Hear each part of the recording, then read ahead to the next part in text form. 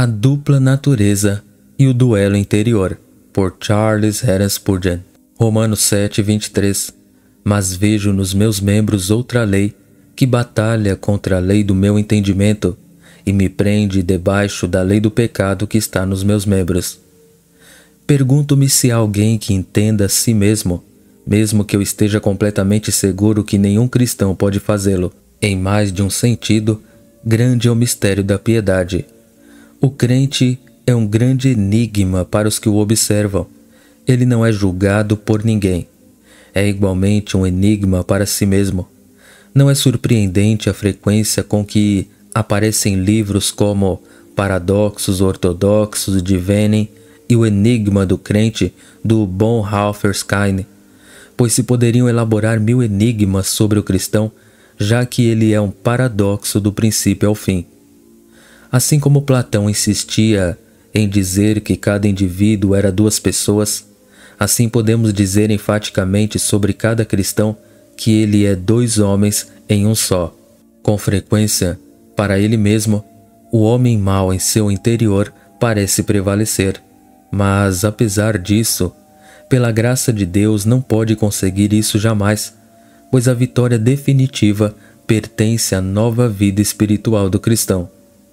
Em cada cristão se adverte o que foi visto na Sulamita em Cantares, algo como a reunião dos acampamentos. O cristão nem sempre sabe disso quando começa sua nova vida. Quando começa, sabe que é um pecador e que Jesus é seu Salvador. Mas conforme ele avança, descobre que é mais pecador do que pensava. Muitas surpresas o aguardam e algumas outras coisas que, se não estivesse preparado para elas, deixá-lo-iam pasmo como se algo estranho estivesse lhe acontecendo. Pode ser que meu discurso sobre esse tema possa evitar que algum novo convertido se veja surpreendido por conflitos inesperados, e talvez isso o ajude a resolver esta pergunta que surgirá em sua mente: seria possível que isso acontecesse comigo se eu fosse um filho de Deus? Nosso primeiro tópico será: existem 2 princípios em todos os crentes. O apóstolo fala da lei de sua mente e logo de outra lei em seus membros que se rebela contra a lei da sua mente. O convertido é um novo homem em Cristo Jesus, mas a velha natureza segue estando no seu interior. Em ordem cronológica, a primeira vida de um cristão é a natureza do velho Adão. Ele está ali desde o princípio. Nasce da carne com a carne e segue em nós depois que nascemos do Espírito, pois o segundo nascimento não destrói em nós os produtos do primeiro nascimento. A regeneração enxerta em nós um novo e mais elevado princípio que há de destruir, finalmente, a natureza pecaminosa. Mas o velho princípio ainda permanece e se esforça para manter seu poder. Alguns supõem que a mente carnal será melhorada, que será gradualmente amansada e santificada, mas ela é inimiga de Deus e não está reconciliada com Deus, e na verdade é impossível que isso aconteça. A velha natureza é da terra, terrena, e tem que ser crucificada com Cristo e sepultada com Ele, já que é, em suma, muito má para que possa ser medicada. Essa velha natureza vive em nossos membros, quer dizer, o corpo é seu ninho e trabalha por meio do corpo. Há certos apetites em nós que são perfeitamente permissíveis, e mais, que são inclusive necessários para a existência. Mas esses apetites podem ser levados muito facilmente a extremos pecaminosos, e então, o que é legal e reto se converte em um ninho do que é ilegal e indevido. É algo louvável que um homem busque prover para seu próprio lar. No entanto, quantos crimes e quanta cobiça entram no mundo por culpa de uma indulgência desordenada por esse desejo. Um indivíduo pode comer e beber, e contudo, é por meio desses apetites que muitos pecados são iniciados. Quando se encontra em sua condição correta, o homem coloca um freio na boca de seus desejos e o sujeita como se estivesse com um cabresto. Sua natureza superior governa seus apetites corporais, mas não sem um grande esforço, pois desde a queda de Adão, A máquina trabalha sempre irregularmente e não é controlada apropriadamente pelo que deveria ser sua força governante. Tenho me inteirado de alguns que professam sonhar com que o pecado esteja completamente destruído dentro deles e que já não tenham mais tendências perversas nem desejos maus. Não vou contradizer sua crença. Se for assim, parabéns a eles, e digo que desejaria grandemente que acontecesse o mesmo comigo. No entanto, tenho certa experiência com essa gente perfeita e geralmente me parecem as pessoas mais desagradáveis, vaidosas e insensíveis do mundo. E algumas delas têm se tornado hipócritas tão detestáveis que, por fim, dá-me medo gente que não tenha nenhuma imperfeição. Assim que tão prontamente me dou conta de que um irmão declara que viveu sem pecado durante longos meses, pergunto-me se seu vício secreto é a concupiscência, ou o roubo, ou a bebida, mas estou seguro de que, em uma ou outra parte, existe um furo no barco. O pecado que mora na carne será debilitado na medida em que se fortalece o santo princípio do qual devo falar, e não deve ser tolerado ou isento em nenhum momento, mas devemos lutar contra ele e vencê-lo, e finalmente haverá de ser destruído em nós por completo. No entanto, ele está ali, e o jovem cristão não deve ficar perplexo ao encontrá-lo ali. Quando nascemos de novo, chega à nossa alma a semente viva e incorruptível da palavra de Deus que vive e permanece para sempre. Assemelha-se à natureza divina e não pode pecar porque é nascida de Deus. Não tem nenhuma tendência a pecar e todos os seus apetites estão orientados ao céu e a Cristo. Nunca se rebaixa da sua elevada posição, sempre está aspirando ao céu. Tem uma inimizade mortal com a velha natureza a quem irá destruir, mas, como já disse antes, tem uma tarefa a cumprir e é uma tarefa que, ainda com o auxílio da força divina, não será cumprida de imediato. Essa é a vida que clama a Abba Pai quantas vezes pensa em Deus. É a vida que aspira à santidade e que se deleita na lei de Deus.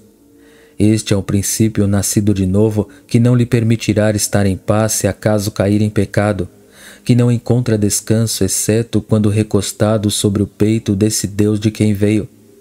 Estes são dois princípios que constituem o homem dual: a carne e o espírito, a lei da mente e a lei do pecado, o corpo de morte e o espírito de vida.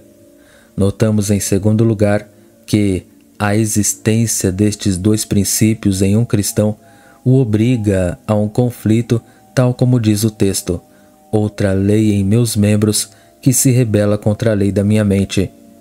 Em nós, o leão não se deitará com a ovelha, o fogo não estará de bem com a água, a morte não conversará com a vida, nem Cristo com Belial.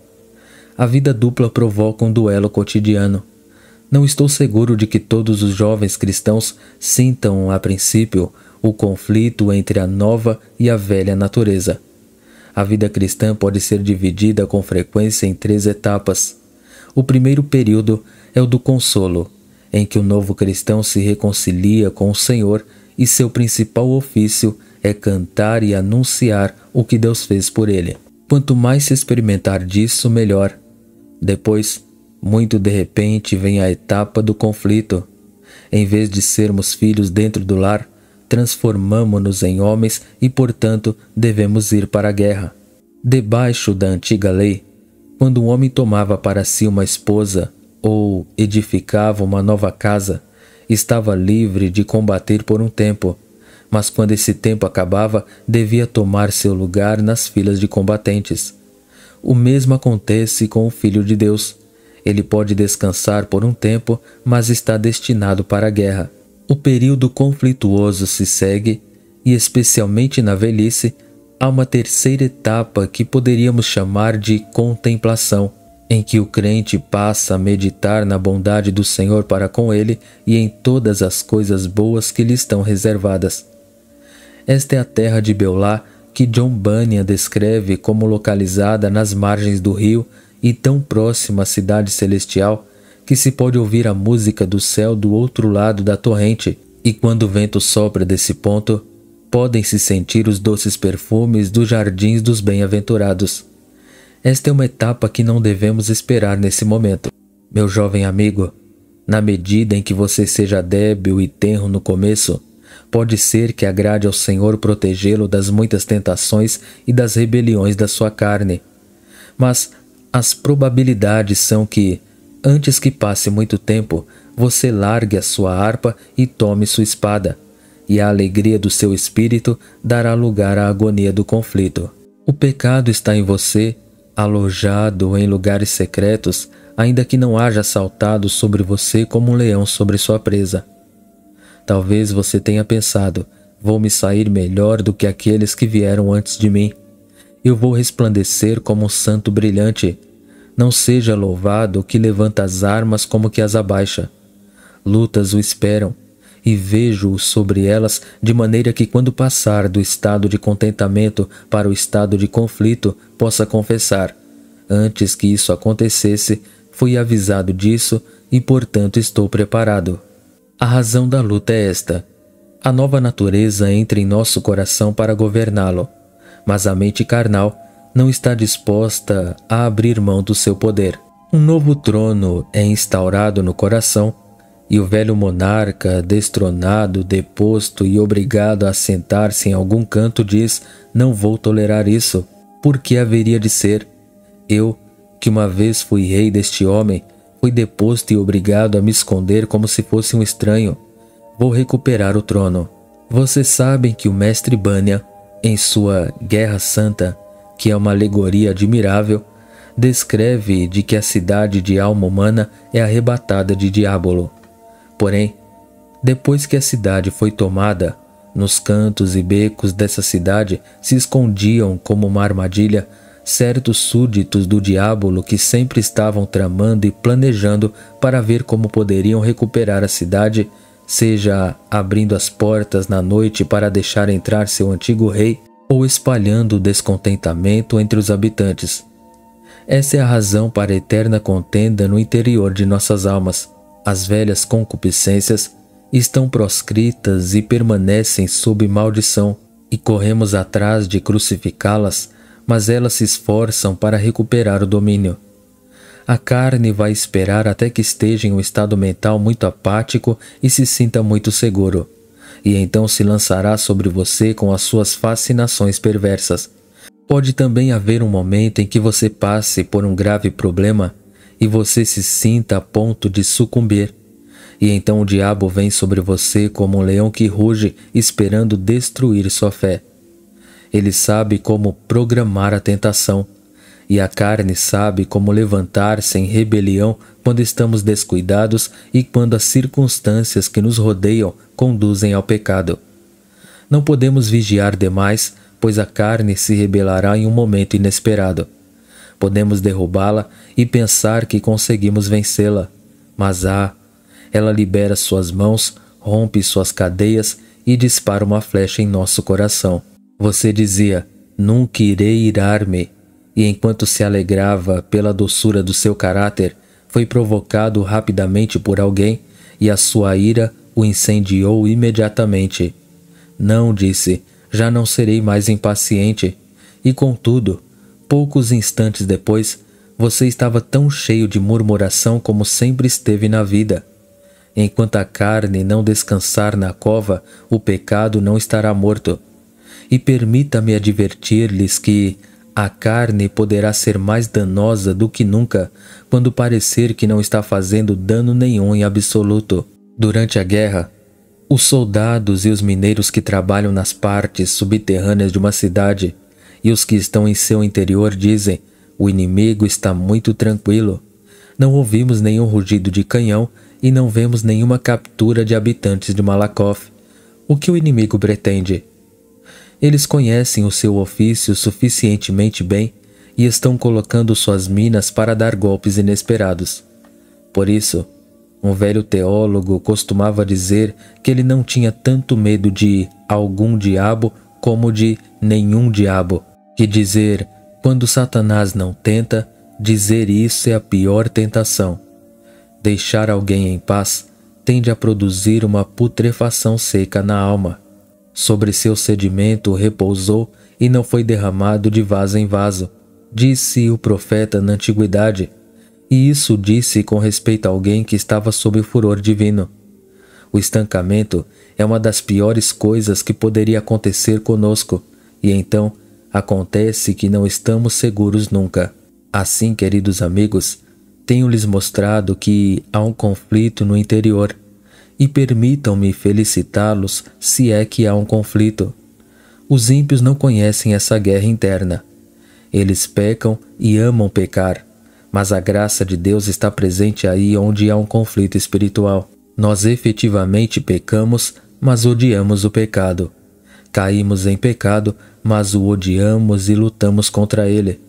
E todo verdadeiro filho de Deus pode dizer honestamente que não há nada neste mundo que tema tanto como entristecer a seu Deus.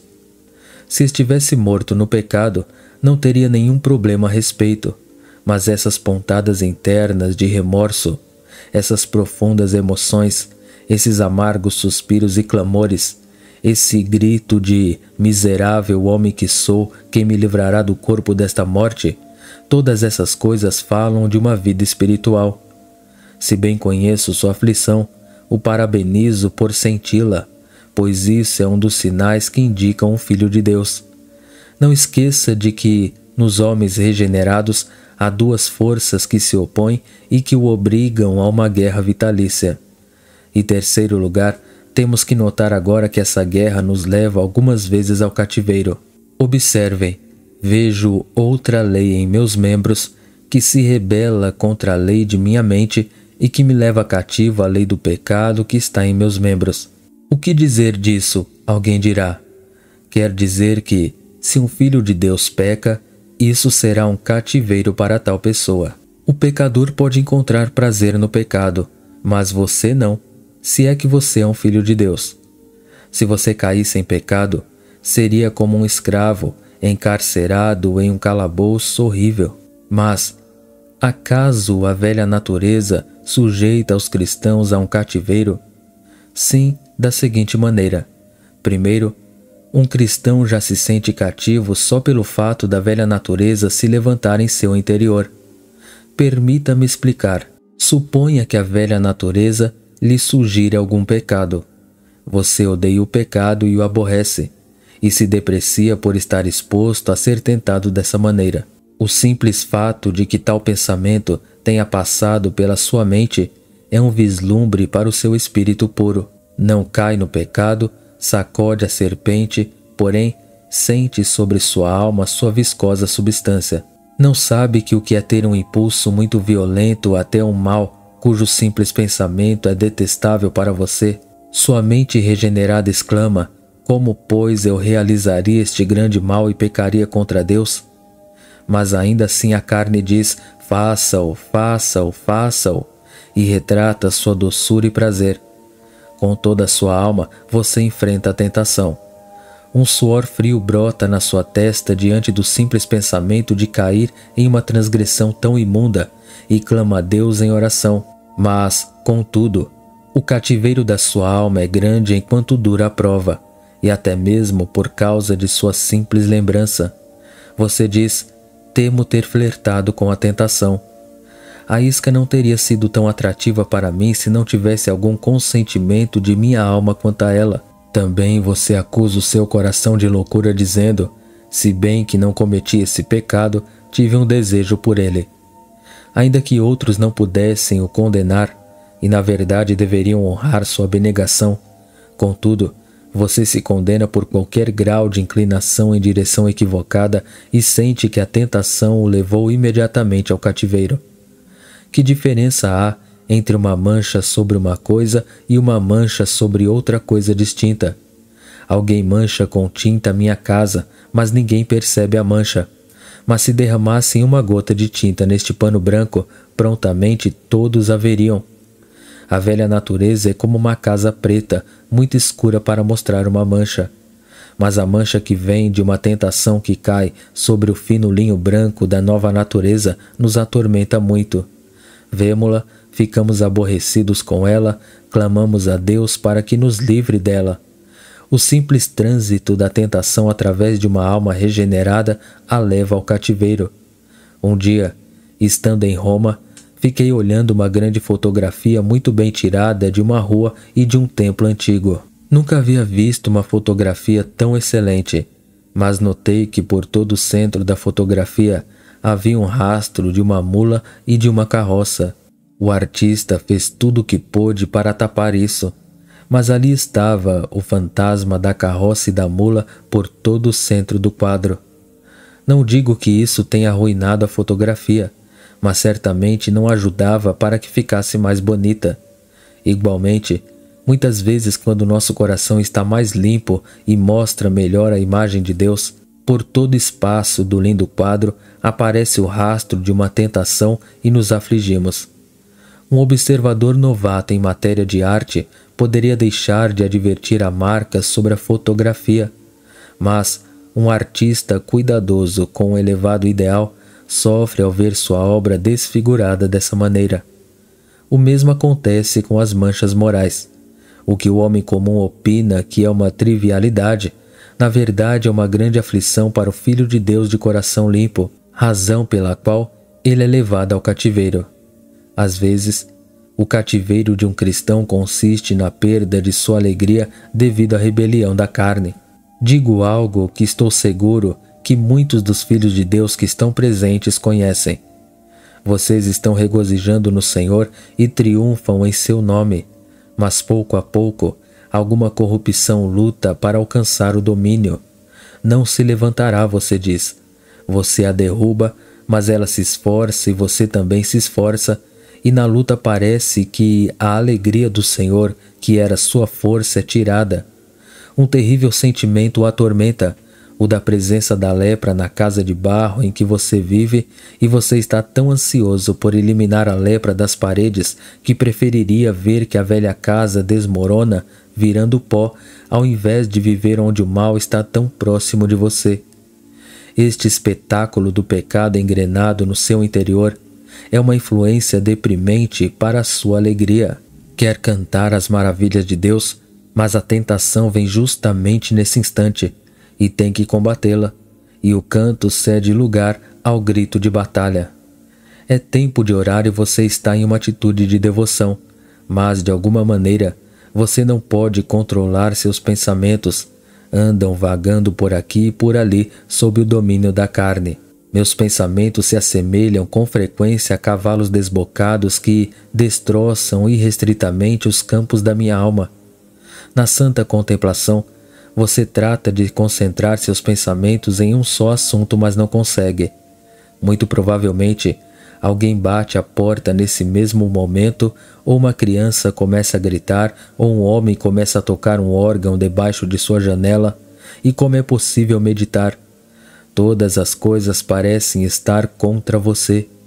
Coisinhas externas que são amenidades para outros comprovam ser terríveis perturbações para o seu espírito.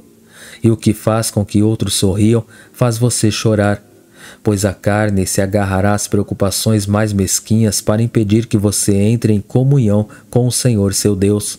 Desta maneira, ao arrebatar nossa alegria e nossa comunhão, a velha corrupção no nosso interior nos conduz ao cativeiro. Mas, irmãos, isso não é tudo, pois nem sempre escapamos do pecado real. Em momentos de esquecimento, fazemos o que gostaríamos de desfazer com todo gosto e dizemos o que gostaríamos de desdizer com a nossa vontade. O espírito está disposto a ser perfeito, mas a carne é débil. E então a consequência para um filho de Deus é que se sente cativo. Cedeu aos traiçoeiros e agora, como a Sansão, suas tranças foram-lhe cortadas. Sai para liberar-se como fazia antes, mas os filisteus estão sobre ele. Seu Deus não está com ele e seria algo feliz se não perdesse seus olhos e não chegasse a moer no moinho como um escravo. Oh, quanta necessidade temos de vigiar e buscar a força no forte, pois esta velha natureza em nosso interior nos levaria ao cativeiro se pudesse e nos reteria lá. Mas tenho que concluir com uma reflexão, que esta guerra e este triunfo ocasional da carne fazem com que ponhamos o olhar em Cristo para a vitória. O apóstolo pergunta: quem me livrará do corpo desta morte? E sua resposta é: graças dou a Deus por Jesus Cristo nosso Senhor. Irmãos e irmãs, estou convencido de que não há nenhum lugar tão seguro, tão apropriado e adequado para qualquer de nós, quanto o lugar de um pecador ao pé da cruz. Li muito sobre a perfeição da carne e tentei obtê-la. Tentei também orar da maneira que suponho que um homem perfeito oraria, mas a teoria não resistiria a um exame crítico no que concerne a mim.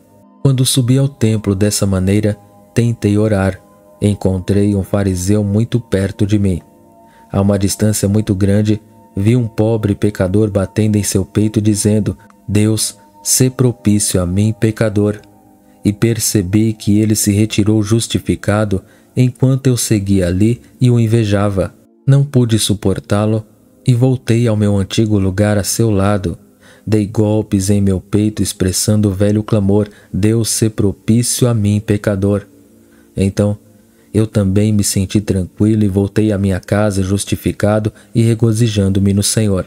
Amados, sempre que há um debate entre o diabo e eu, com respeito se sou um filho de Deus, tenho renunciado a buscar evidências em meu próprio favor ou a recorrer à minha experiência para demonstrar que estou em um estado de graça, pois esse astuto e velho advogado sabe mais de minhas debilidades do que eu, e muito pronto pode me superar com seus argumentos. Minha atitude constante é dizer ao acusador: bem, se não sou santo, sou um pecador, e Jesus veio ao mundo para salvar os pecadores, portanto vou a Cristo e vou olhar para ele novamente. O diabo mesmo não pode responder a isso. Vocês que são os de maior idade na vida divina, e falo alguns que têm conhecido ao Senhor durante os últimos 50 anos, estou seguro de que encontram momentos em que nenhuma marca, evidência ou experiência vale 1 centavo para vocês como fonte de consolo, e vocês são conduzidos a adotar o simples recurso que recomendei a todos os que são tentados: será sábio viver de Jesus sempre. Comecem de novo ao pé da cruz, de onde começaram ao princípio com o velho clamor: nada em minhas mãos trago, simplesmente à tua cruz me apego. Essa é a maneira de vencer o pecado, assim como também de dominar o desespero, pois, quando a fé em Jesus regressar à sua alma, será forte para lutar contra as suas corrupções e obterá a vitória que nunca alcançaria se permitisse que suas lutas com seus pecados o distanciassem do seu Salvador. Recorramos então a Cristo, que nos dá a vitória, e enquanto mais vivemos, mais temos de louvar a Cristo. Vocês, novos na fé, não sabem ainda quão valioso Salvador encontraram. Vocês sabem que o encontraram, mas ele é um Cristo maior do que o que vocês pensam que ele é. Vocês estavam nus e ele os vestiu. Sim, ele nos vestiu com a armadura que repelirá os dardos do nosso arqui-inimigo. Vocês estavam famintos e ele os alimentou. Sim, mas ele os alimentou com pão imortal e está nutrindo uma vida divina no interior de suas almas. Ele lhes tem dado a paz, e vocês estão agradecidos por isso. Sim, mas ele tem dado uma paz que excede todo o entendimento e que guardará os seus corações e suas mentes. Vocês dizem que é doce ter a Cristo consigo. Sim, o é, mas quão doce será tê-lo consigo quando passar pelo fogo e não se queimar, quando passar pelas águas e elas não o afogarem, quando entrar no combate final e você não tiver medo.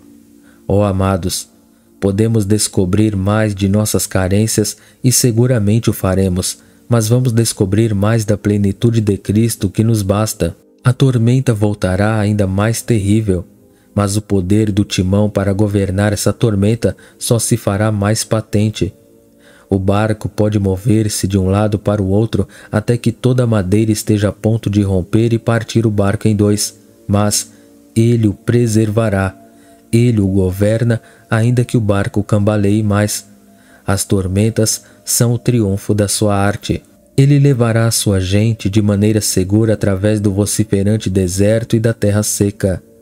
Não tenham medo, vocês que começaram a peregrinação divina, pois sua coluna de fogo os acompanhará.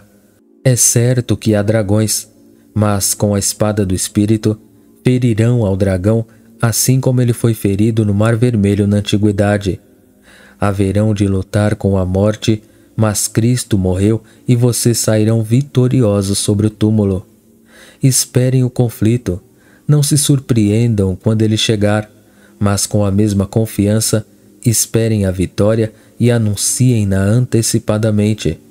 Tão certamente como o Senhor o chamou a essa guerra celestial, Ele o sustentará durante ela. Vocês cantarão do outro lado do Jordão aquele que os amou e os lavou de seus pecados em seu sangue. Cantarão os louvores a Deus e do Cordeiro no porto seguro dos bem-aventurados, na terra de lá, na habitação dos santos, onde descansam os cansados. Quisera Deus que este sermão tivesse alguma relação com todos aqueles que o ouvirem ou o lerem, mas temo que não seja assim. Que Deus os conceda que não fiquem tranquilos no pecado, pois estar em paz com o pecado é dormir a caminho do inferno. Que Deus os desperte para que possam acudir apressadamente para Cristo em busca de misericórdia nesse mesmo instante, e haverá gozo em sua presença. Amém. Deus abençoe a todos.